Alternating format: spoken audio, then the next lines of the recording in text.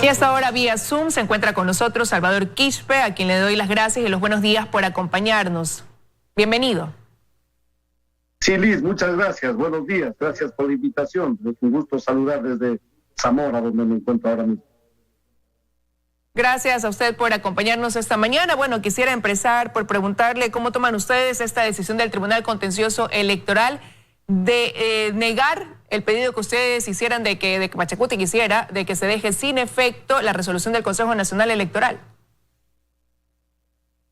Bueno, es una pena que el contencioso electoral no haya aprovechado esta oportunidad que tenían, no para satisfacer el gusto de un movimiento político como Pachacuti, menos de un candidato, de una persona como Yacu Pérez.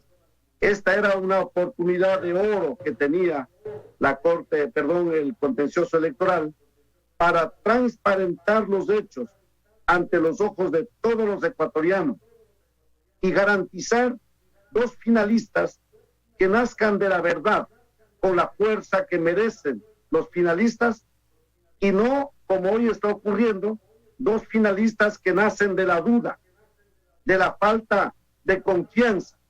Eso no le va a garantizar ningún futuro bueno, ni para los candidatos, menos para el Ecuador entero. Esto preocupa no solamente a Pachacuti, esto preocupa a una gran mayoría de los ecuatorianos. En todo caso, es la responsabilidad de ellos. Nosotros hemos hecho lo que ha estado a nuestro alcance, poniendo los escritos pertinentes donde corresponde, incluso presionando desde las carreteras, desde las calles. Pero si todo eso no sirve y se impone esta falta de respeto a la Constitución, artículo 217, 219, no garantizan transparencia, pues ya ellos se cargan con toda esa responsabilidad.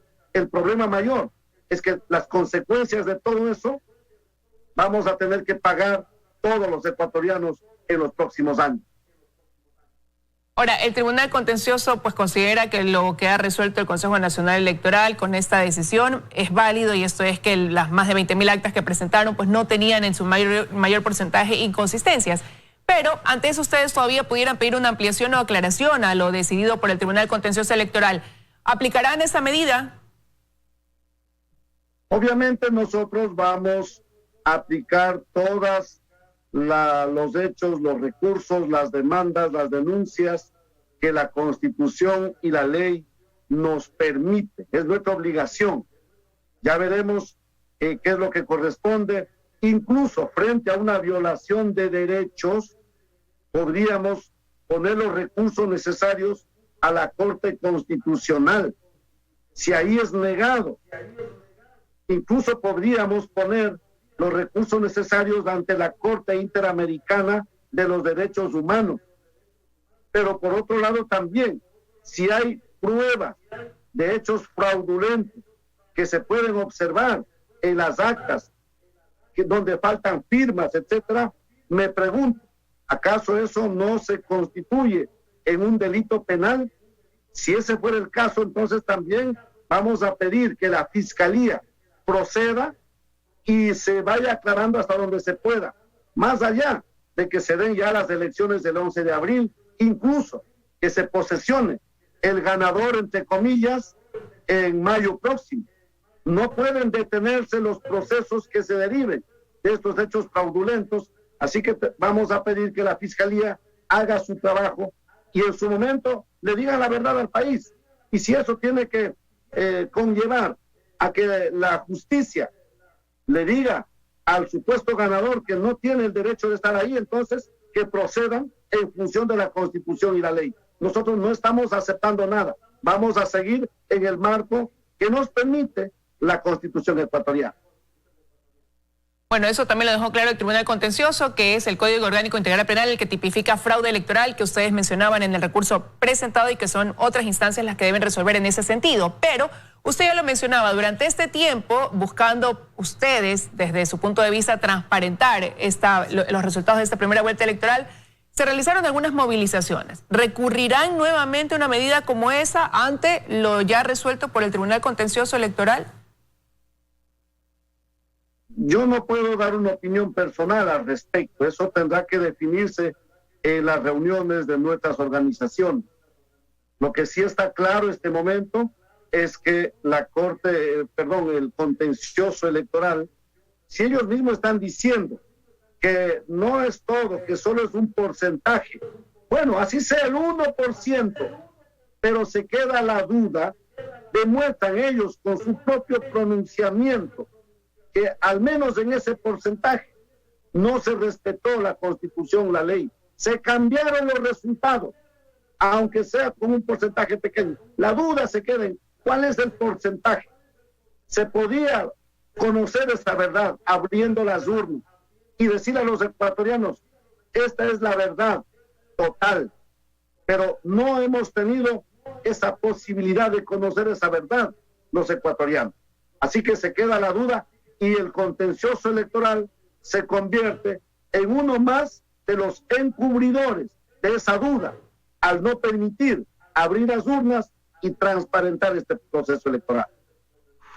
Bueno, y la duda la siguen teniendo ustedes, como bien menciona, pero para el CNE pues ya está resuelto y ya empezaría la campaña para la segunda vuelta electoral con dos candidatos que pasarían en firme, que son Guillermo Lasso y Andrés Arauz.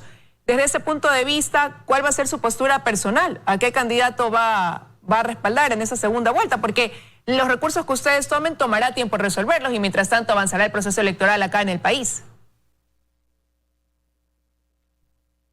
Ya veremos qué hacemos en lo colectivo. En lo personal no me animo a votar ni por el uno ni por el otro.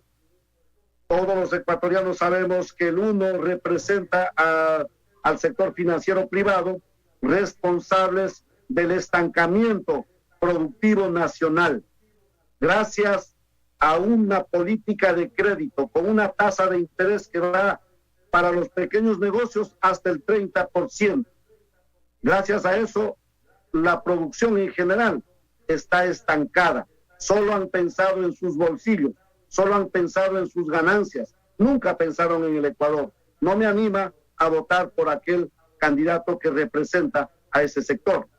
Tampoco me anima a votar por el otro candidato que, a cuento de recuperar la patria, impusieron una ley de minas y con esa ley de minas han entregado más de 4 millones de hectáreas del territorio nacional para las empresas australianas, canadienses, chinas, a cuento de minería disque para el desarrollo.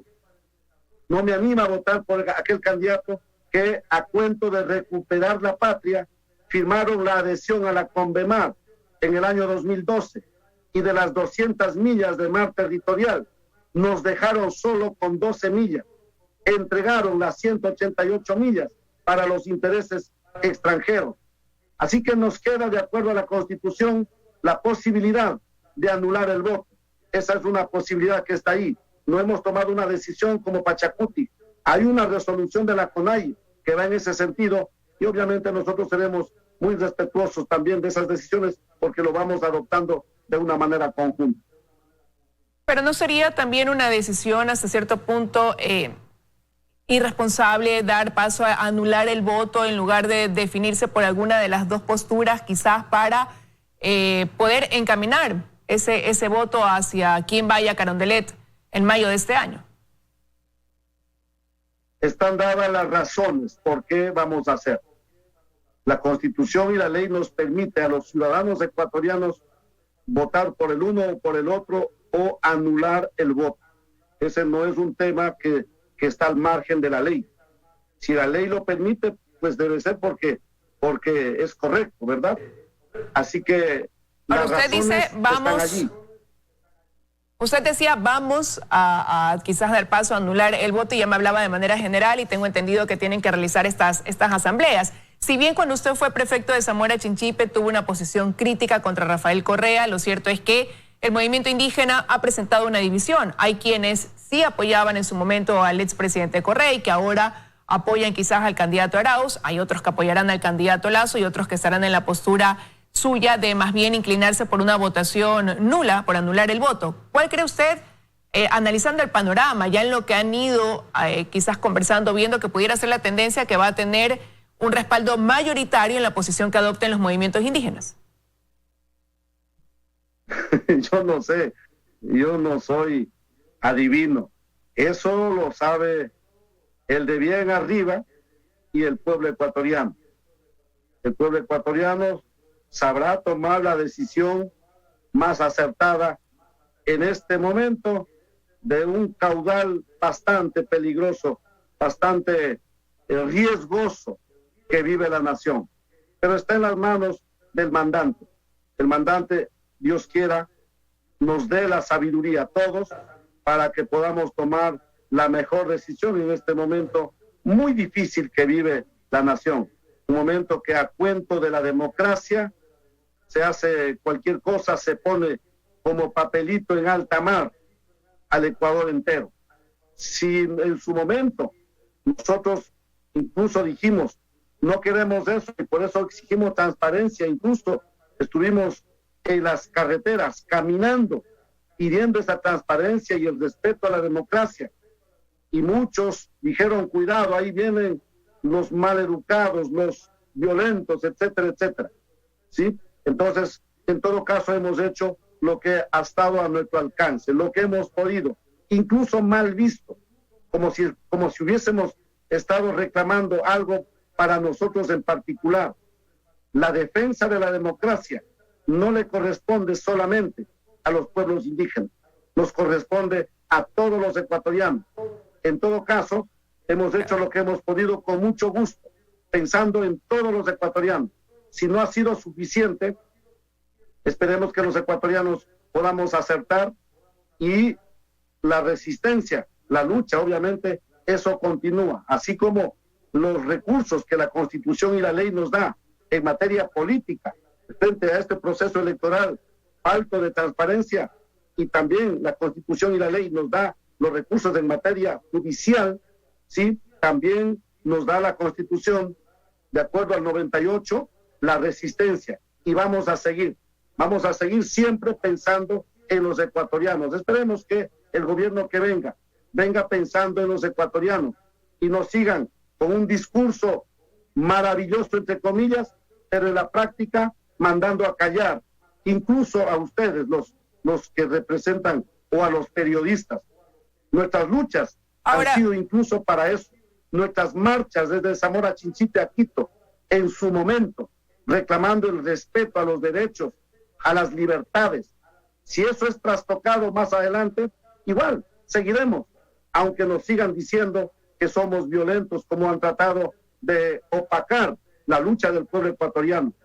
Pero frente a se nos acaba el tiempo, pero quisiera preguntarle, usted ha mantenido conversaciones en las últimas horas con Yacu Pérez. Él ha anunciado a través de sus redes sociales que daría un pronunciamiento en las próximas horas respecto a lo actuado por el Tribunal Contencioso Electoral. ¿Conoce más o menos en torno a qué girará ese pronunciamiento de Yacu Pérez? No conozco con exactitud. Yo, como le he comentado, me encuentro acá en Zamora. Voy a estar aquí un par de días. Estaremos luego ya teniendo nuestras reuniones. Supongo, el doctor Yacu Pérez, un jurisconsulto, conocedor del derecho, seguramente con mayor precisión estarán pensando en los recursos necesarios en este momento.